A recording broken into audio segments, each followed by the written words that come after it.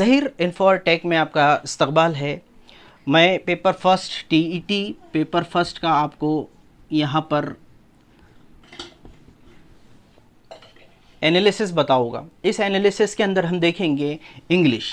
आज हम देखेंगे इंग्लिश। ये इसके लिए 30 क्वेश्चंस होते हैं।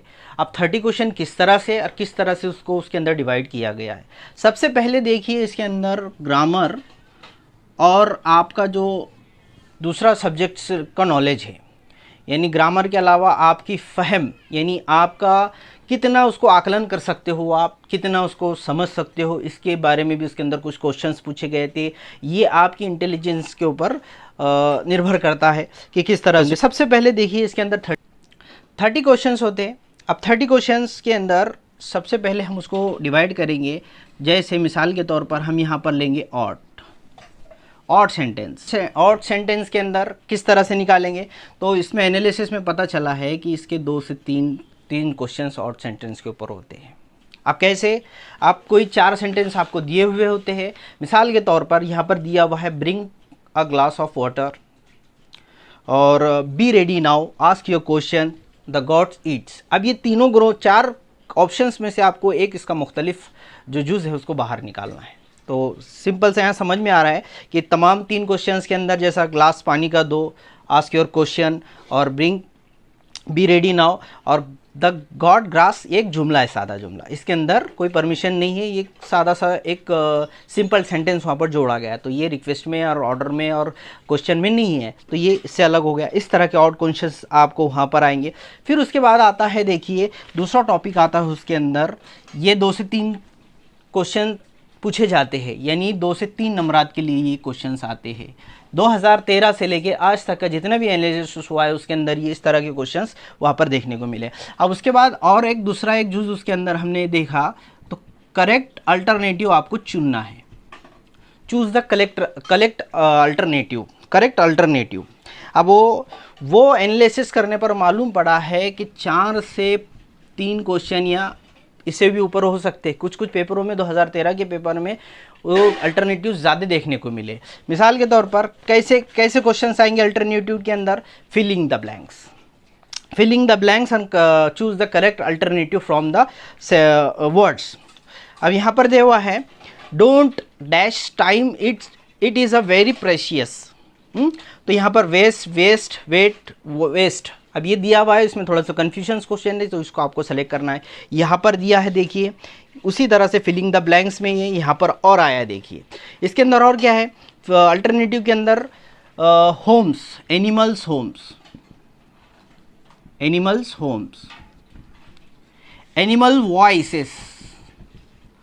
वॉइसेस मीन्स, हाँ, कुत्ता भौंकता है, चिड़िया चहचहाती है, इस तरह के एनिमल्स के वॉइसेस बताए गए थे। मेंढक टर्टर करती है, इस तरह से इंग्लिश के अंदर उसकी, मैं आपको इसके अंदर एक लिंक दूंगा, उसके अंदर ये तकरीबन एनिमल्स के कौन कहाँ रहता है और किसकी कैसी आवाज़ है, ये आपको मैं उसके अंदर बता दूंगा। तो ये मैंने देखा है, ये 4 से 5 क्वेश्चन इसके अंदर आए और होम एनिमल्स के अंदर अल्टरनेटिव आपको चूज़ करना है।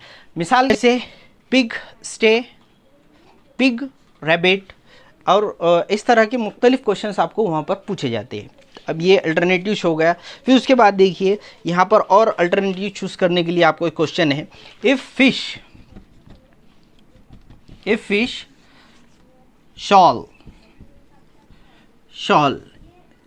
शॉल मीन्स झुंड, ग्रो। तो स्टार्स क्या है, यहाँ पे आपको दिया हुआ है एक है, तो उसके अंदर एक गैलेक्सी ऑप्शंस। जैसा फिश झुंड में होती है, झुंड होता है इनका चरण, जब मछली जो पानी में होती है वो झुंडों में फिरती है, बारीक बारीक मछलियाँ एक साथ, तो वो झुंड में होती है। तो गैलेक्सी क्या होता है, गैलेक्सी एक कई तारों की एक गैलेक्सी बनती है, तो स्टार्स गैलेक्सी में। तो ये एक अल्टरनेटिव के क्वेश्चंस है। उसके बाद में हम देखेंगे, ये देखिए और आया, आप थर्ड क्वेश्चन आपका, और उसके बाद एक आता है, तो वो उसके एनालिसिस में हमको मालूम पड़ता है, तो वो है इंग्लिश के अंदर, वो है पैराग्राफ के ऊपर आपको 5 क्वेश्चन आएंगे। पैराग्राफ उससे रिलेटेड पैराग्राफ यहाँ पर होता है, तो वो पैराग्राफ के ऊपर आपको क्वेश्चंस पूछे जाते हैं। उसके अंदर 5 क्वेश्चन जो है उस बेस के ऊपर होते हैं जो पैराग्राफ आपको दिया हुआ होता है। ये देखिए यहाँ पर लिखा हुआ है read the following passage carefully and answer the following questions. ये 5 क्वेश्चन आपको 5 नंबरात के लिए मिलते हैं, तो इसको गौर से पढ़ना। और इसको पढ़ने का तरीका बताता हूँ मैं आपको। कॉम्पिटिटिव एग्जाम के अंदर पैराग्राफ जो पढ़ा जाता है, आमतौर पर हम क्या करते हैं, कोई हिंट्स ढूंढते हैं और उससे उसका मानी अक्स करके उसको लिखने की कोशिश करते हैं। बिल्कुल रॉन्ग। हमको क्या करना है, पहले शुरू हमको उस सवाल को समझना है, क्योंकि इसके अंदर आपकी जो है इंटेलिजेंस पर आपका सोचने और समझने और उसको किस तरह से आपने उसको फहम किया, समझा है, तो उसको उसके ऊपर, उस बेस के ऊपर वो सवाल होता है। तो उस सवाल को पढ़ना और उसके बाद में जवाब देना। ऐसे नहीं कि पैराग्राफ में उसका जवाब फौरी तौर पर हमको एक लफ्ज़ मिला, वर्ड्स के तौर पर हमने उसको लिख दी, नहीं, उसको आप कितना समझे हो ये बेस के ऊपर होता है। तो उसको हमेशा याद रखना। पैराग्राफ जब भी पढ़ेंगे आप, तो उसको एक उसके याददाश्त के नुखुश उसके छोड़ते जाना और एक कहानी टाइप उसको पढ़ने की कोशिश करना। तो पैराग्राफ के 5 क्वेश्चन आप ये इजी हल कर सकते हो। इसके अंदर एक आधा ग्रामर का भी क्वेश्चन उससे ही रिलेटेड, पैसेज से ही रिलेटेड वर्ड्स वगैरह में आता है। उसके बाद हमने और उसका एनालिसिस करा तो हमको मालूम पड़ा कि उसके अंदर और क्वेश्चंस आगे आते हैं। वो होता है correct the sentence. Correct sentence. अब सेंटेंस के अंदर जो आंसर आपका है वो आपको यहाँ पर दिया हुआ होता है एक सेंटेंस। उस सेंटेंस को आपको करेक्ट कर कर लिखना होता है। मिसाल के तौर पर उसके अंदर कुछ एरर आएंगे, कुछ मिस्टेक्स आएंगी, कुछ question mark, comma, inverted comma, full stop, capital letter और आर्टिकल और दूसरी चीज़ें इधर की उधर नज़र आएंगी। उन चीज़ों को आपको राइट लगाकर वहाँ वही होता है 4 ऑप्शन में से आपको वहाँ पर चुनना होता है। अब आप देखेंगे वो 4 ऑप्शन में से आपको चुनना होता है। उसके बाद में एरर आता है। फिर और थोड़ा सा आगे के पेपर में हम रिसर्च करेंगे तो इसके ऊपर 1-2 क्वेश्चन आते हैं करेक्ट सेंटेंस के बारे में। और उसके इसी से रिलेटेड एक आता है punctuate the word. Punctuate sentence या वर्ड्स।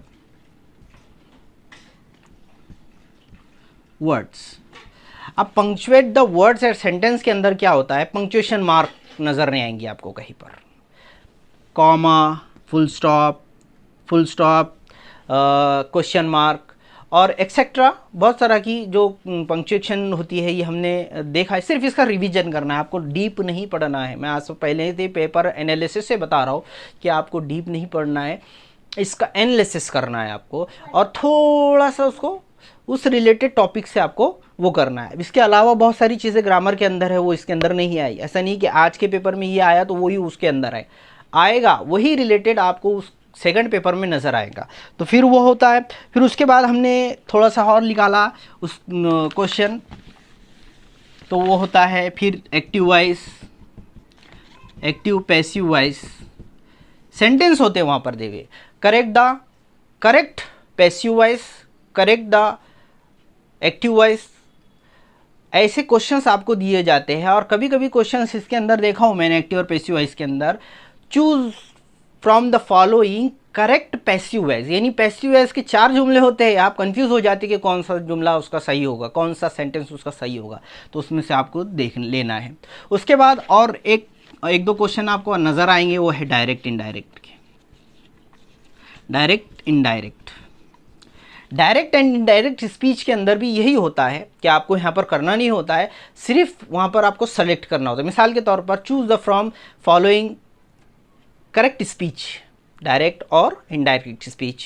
डायरेक्ट कहो, उसकी एक मिसाल दी हुई होती है और उसके ऑप्शंस 4 आपको वहाँ पर नज़र आएंगे। तो इस तरह से आपको सेलेक्ट करना होता है। 1 से 2 क्वेश्चन इसके हमको नज़र आएंगे। अब उसके बाद में हम आते हैं आगे, और हमने देखा तो और एक जूस नज़र आता है, वो नज़र आता है हमको आर्टिकल का।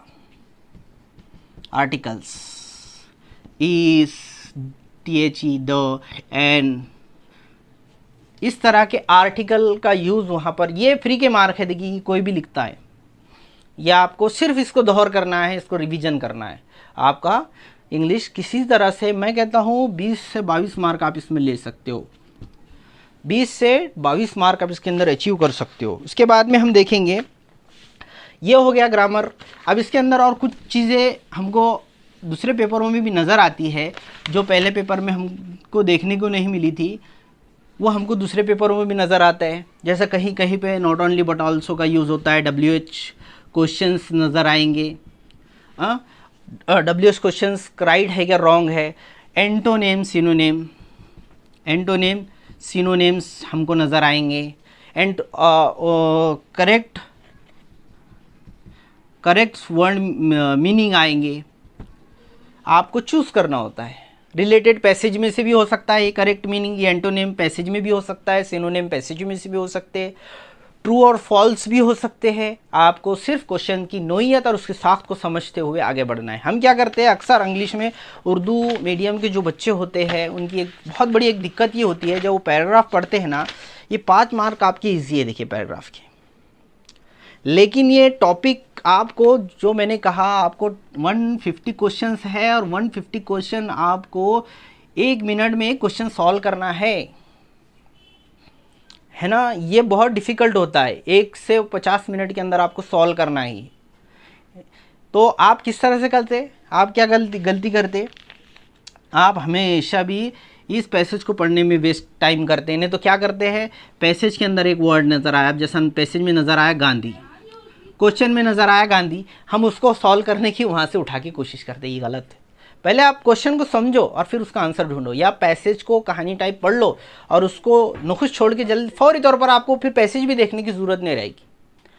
ये ज़रूरी है। इसके लिए आपको कम से कम जो पुराने जो पेपर हुए हुए हैं उसकी रीडिंग और उसको रिवाइज करना होगा। जब तक आप उसको रिवीजन नहीं करोगे कुछ भी नज़र नहीं आएगा।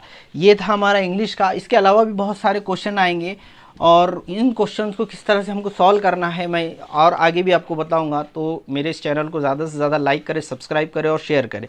और ग्रामर की जो एनिमल्स होम है, मैं इसके लिए एक स्क्रीन बेस्ड वीडियो बनाऊंगा। एनिमल्स होम, एनिमल्स वॉइसेस और एनिमल्स प्लेसेस, ये जो भी है, तो ये हमको उसके लिए एक सेपरेट वीडियो आपको मैं छोटी सी PDF में बनाऊंगा। उससे रिलेटेड काऊ, बर्ड और जितने भी हैवानात चरिंद परिंद है, एनिमल्स है, उनका मिस्किन और उनकी रहने की जगह इंग्लिश में मैं आपको दे दूंगा। सिर्फ हमको इसका रिवीजन करना है, थोड़ी सी तैयारी में आपका इंशाल्लाह ज़रूर का पेपर आपका निकल जाएगा। तो मेरे इस चैनल को ज़्यादा से ज़्यादा शेयर कीजिए, लाइक कीजिए, सब्सक्राइब कीजिए।